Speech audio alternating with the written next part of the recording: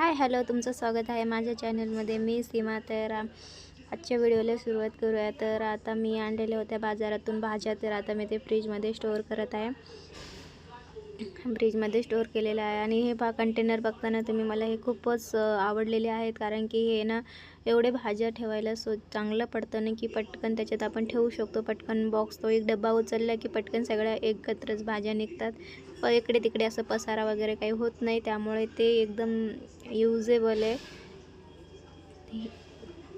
तर तुम्ही पण घेऊ शकता ते. तर मी आता फ्रीजमध्ये सगळ्या भाज्या अशा स्टोअर करून ठेवल्या आहेत. आणि भाज्या म्हणजे इथं ताजे भेटणे म्हणजे मोठंच नशीब म्हणायचं. तर आता भाज्या ठेवल्या आहे आणि मी आता आले आहे किचनमध्ये सगळा माझा पसारा होता. तर किचनमध्ये कसं तर सगळं भांडे वगैरे माझे बरेच होते, त्यामुळे मी ना आधी भांडे वगैरे घासून घेणार आहे. आणि मला ना आज मंदिर पूर्ण स्वच्छ करायचं आहे. आणि मी सगळं आता भांडे घासून घेतलेलं आहे, पूर्ण क्लीन करून घेतलेलं आहे. तर हे बघा, मी आले आहे मंदिरमध्ये. तर मंदिरमध्ये बघा माझं एवढं सामान होतं ना, एक्स्ट्राचं खूप सारं असं सामान होतं. तर मला असं काही काढायला गेलं, दिवा लावायला वगैरे, पूजा करायला गेलं की उघडला ना दरवाजा की सगळं खाली पडायचं. तर मी आज बोलले की आज मंदिर पूर्ण क्लीन करायचं म्हणजे करायचंच.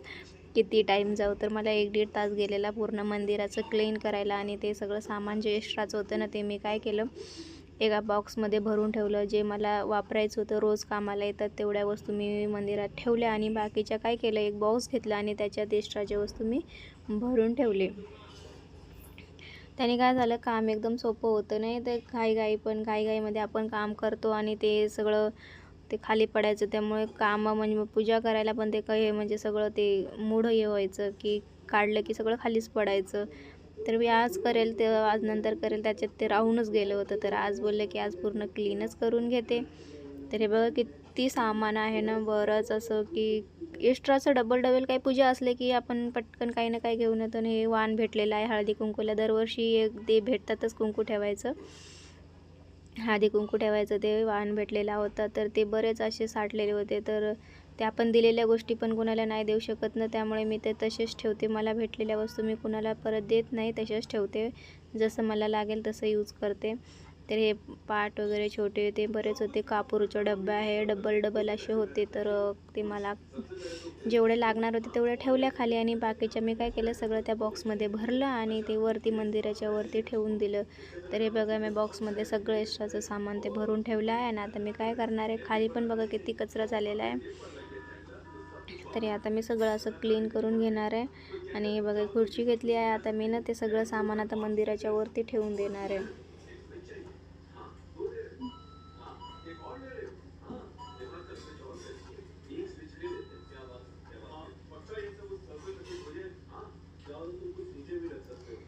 मंदिराच्या वरती पण नारळ वगैरे ठेवलेले होते, तर थोडं म्हणजे प्रॉब्लेम होत होता ठेवायला. तर आता मी ते ठेवलं आहे. आणि आता खालचं पण सगळं क्लीन करणार आहे. आणि आता बेडरूममध्ये पण माझा बराच पसारा, अंथरूण वगैरे सगळं, पोरं आता झोपेतून उठले तर ते पसारा माझा असंच पडलेलं होतं. आणि काल माझं डोकं दुखत होतं, तर मी कपडे वगैरे घडी करून काही ठेवलंच नव्हतं. आता ते सगळं सामान असंच पडलेलं होतं. माझं कपडे वगैरे बरेच घडी करायचे होते. आणि मी आज माझे डोकं दुखत होतं म्हणून पोरांना काही शाळेत पाठवलंच नाही, उठलेच नाही. मिस्टर काय त्यांना तयार केलं असतं, पण डबा तर लागलाच असतं ना त्यांना, त्यामुळे मला जाऊ दे, एक दिवस बोलली तर काय. तर मी शाळेत नाही पाठवलं त्यांना. ते आताच उठले झोपेतून, तोपर्यंत मी बाकीचं माझं काम आवरून घेतलं. आणि यांना उठल्यानंतर त्यांचं अंथरूण वगैरे राहिलेलं होतं. आता थंडीचे दिवस म्हणलं की ब्लँकेट वगैरे जास्तीचेच असतात, त्यामुळे आता ते मी सगळं घडी करून ठेवत आहे. तर तुम्ही कमेंट करून सांगा तुम्ही माझा व्हिडिओ कुठून बघत आहात ते. आणि व्हिडिओ चांगला लागला तर लाईक करा, शेअर करा, सबस्क्राईब करा. तर मी आता हे ब्लँकेट माझं घडी करून ठेवणार आहे. आणि बाकीचे कपडे बघा माझे एवढे आहेत ना की बरेच आहेत. ते कपडे मला आता घडी करून ठेवायचे आहेत. आणि आता कसं हळदी कुंकूचं सीझन चालू आहे, तर साड्या रोजच्या घालायलाच येतात, त्यामुळे साड्या माझ्या 1-2 होत्या, तर मी धुतल्या. आणि आता त्यांना घडी करून पॉलिथिनमध्ये ते भेटतात ना साड्याचे कवर, त्याच्यामध्ये भरून ठेवणार आहे. त्यांनी कसं साड्या कशा पण ठेवल्या ना तरी काय नाही, पसारा होत नाही, काय नाही, कशाही काढा, कशाही करा. त्याच्यामुळे ते मी काय माझ्याकडे कपडे शिवायला आले कोणी, मला ते साडीचे कवर वगैरे आले ना, फॉल वगैरे लावायला कोणी घेऊन येतात ना, तर त्यांना नसेल पाहिजे असेल तर ते माझ्याकडेच राहतात. मग मी त्याच्यात माझ्या साड्या स्टोअर करते, कारण की त्याच्यातनं खूप सोपं पडतं हे साड्या वगैरे ठेवायला. तर मी त्याच्यातच साड्या ठेवते माझे. आणि कसे पण साड्या ठेवल्या ना आपण की त्या पॉलिथिनमध्ये, तर इकडे तिकडे आपण कशाही साड्या काढल्या पटकन वडल्या गेडल्या तरी काही घड्या बिड्या मोडत नाही. ती पॉलिथिन पडते खाली तर ते आपण उचलून वरती ठेवू शकतो. पण साड्या अशाच मोकळ्या ठेवल्या असेल आणि घडी करून ठेवलं तर बापरे, मग तर बघायलाच नको. सगळा खाली पडलं की रिटर्न तेवढा काम घड्या करून वरती ठेवायचं. तर त्यामुळे मला हे सोपं पडतं, त्यामुळे मी त्याच्यातच साड्या ठेवते. आणि हे बघा माझ्या कपड्यांच्या आता घड्या चालू आहेत.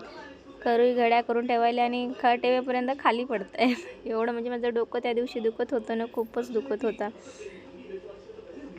तर हे मी अशा प्रकारे आता घडी करून ठेवणार आहे. तर एक दिवस जरी माणूस लेडीज म्हणजे हाऊसवाईफ आजारी राहिले तर किती कपड्याचा पसारा किंवा बाकी घरातले पण सगळे काम असे पडून राहतात ना. तर हे उशीचे कवर मी धुतले होते, तर आता मी ते पण घालून घेणार आहे.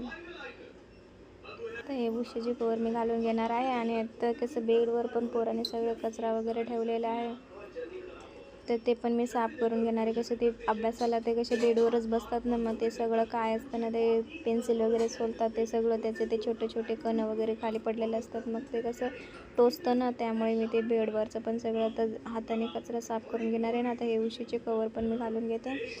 उशीचे कसे बेडशीटचे मॅचिंग कवर होते ते मला भेटतच नव्हते, मग जे होते आधीच्या बेडशीटचे ते धुतले होते तर तेच टाकले मी. तर असू दे, कोण बघायला येते आपल्या घरामध्ये, तर मी काय एवढं बघत नाही, जे आहे त्याच्यातच ॲडजस्ट करून घेते. तर मी आता उशीला कवर लावलेले आहे. आणि आता हे काय करणार आहे, बेड हे माझा छोटावाला मुलगा मध्ये मध्ये काही ना काही करतच राहतो. ते घरी असलं ना काही कामच सुचत नाही, त्यांचं काही ना काही चालूच राहतं. ते झालं, याने माझं रिमोट घेतला, त्याने माझं खाल्लं, त्याने मला मारलं, असं त्यांचं दिवसभर चालूच राहतं. डोक्याला तोंड दुखायला लागतं त्यांना बोलू.